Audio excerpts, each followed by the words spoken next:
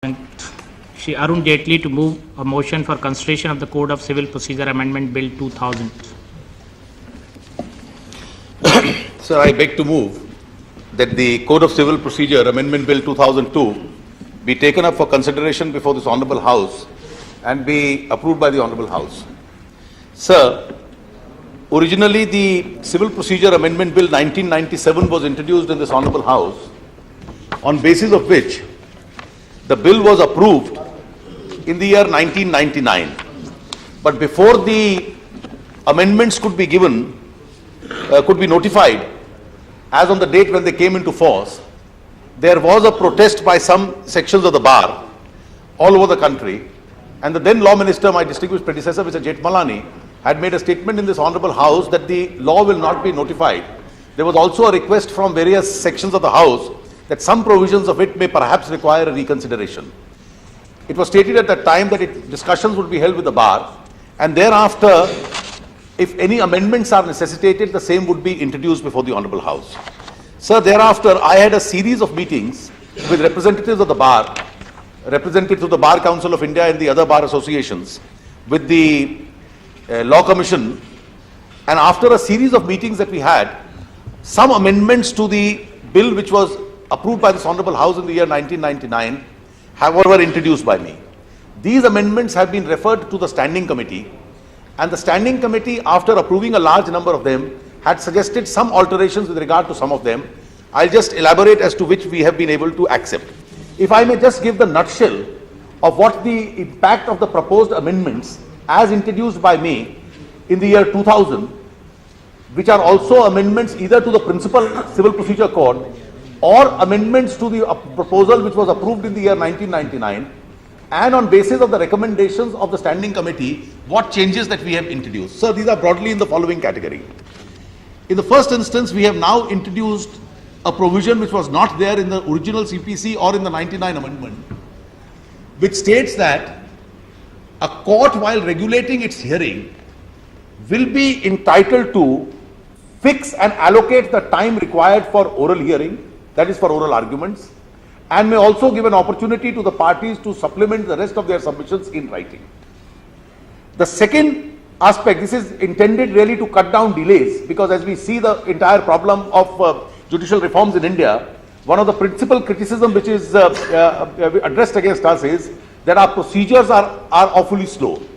One of the second changes is that there is no time limit on the delivery of judgments by the court, and therefore it has been suggested that judgments would be delivered within 30 days of the hearing, and in case an extension of time is required for reasons which the judge will record, it can be extended, ordinarily not beyond a period of 60 days. The third amendment, which was not there in the two original bills, but which is on basis of the 144th report of the Law Commission, that there were conflicting judgments of various high courts as to whether a court can execute a decree outside its own jurisdiction. We have clarified that it cannot. The second also is intended to remove a possible confusion, also on account of the report of the Law Commission, that if any attachment order is passed by a court and a transfer of property takes place subsequent to the attachment, then this transfer of property itself will be void and will not affect the earlier transfer which has already taken place, earlier attachment which has already taken place.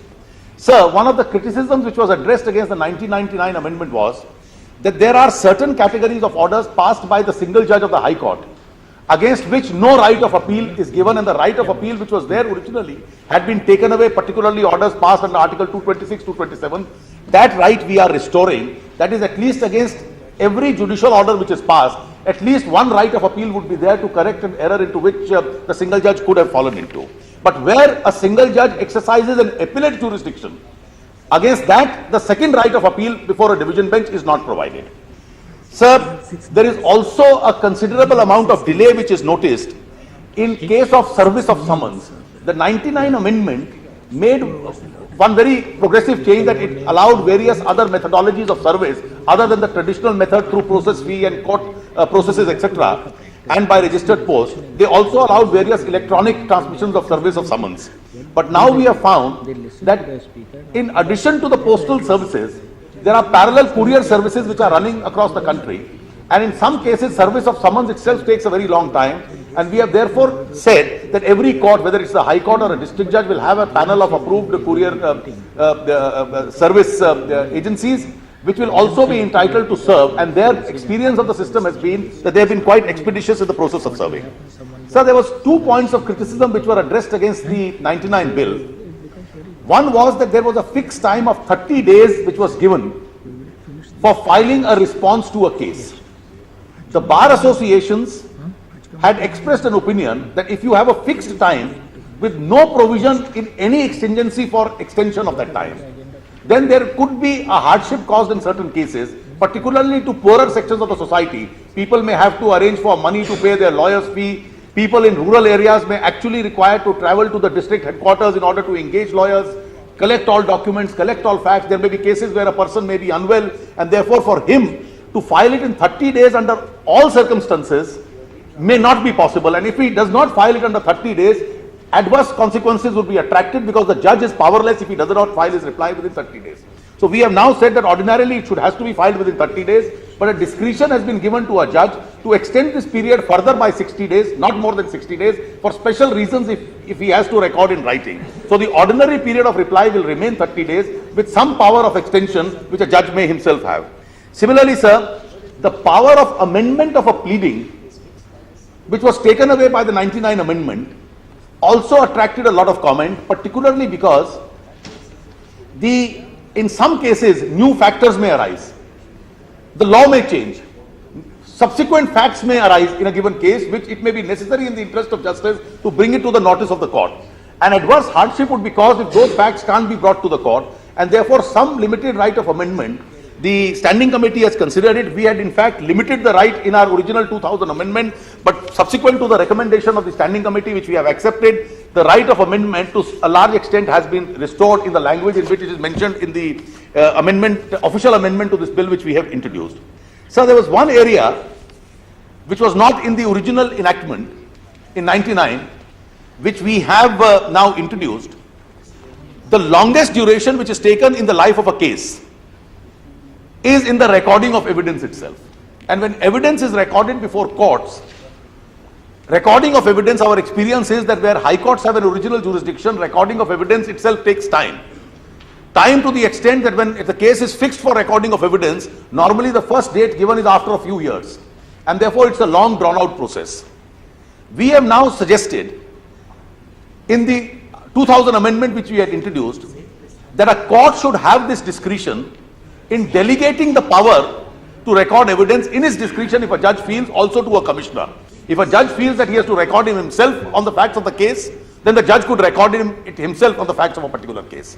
The standing committee had expressed its opinion, pursuant to which I have made an official amendment, and the effect of the amendment is that originally we had created two categories, that in the subordinate courts and in the high courts we had provided for different kinds of systems.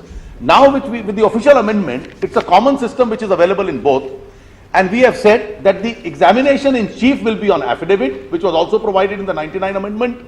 The cross-examination shall be conducted either before the judge or before a commissioner appointed by the judge. This will be determined by the judge, the court itself, depending on various relevant factors which a judge may take into consideration. There may be a subject matter where the judge feels that he himself would record the evidence, or there may be a subject matter where he feels that it can be delegated. And instead of taking years before a court, we have also made a provision that when it is submitted before a commissioner who's delegated the power, whose calendar is not as blocked as that of an ordinary court is, then normally, unless the period is extended, the commissioner will try to return the record of evidence within a period of 60 days. Sir, if we see the net impact of all these amendments, we have appreciated what representatives of Bar Association and the Law Commission had to say in giving some flexibility in the area of time for filing their responses and written statements. We have added new provisions with regard to mode of service so that those methods could be expedited. We have also tried to compress the life of a case in terms of recording evidence, or at least providing an enabling provision under which a judge could delegate the function to a commissioner if the judge thinks it's appropriate to do so. We have also tried to regulate, empower the judge to say that he would have the power to regulate the time which is taken in oral arguments itself. We have also tried to give some indications, though not a fixed indication, that ordinarily we've given a legislative intention or a legislative desire that judgments also should be delivered expeditiously so that the life of each case itself could be compressed on account of these amendments. With these few words, sir, I commend to this Honorable House that this amendment will be taken into consideration for approval. Now the motion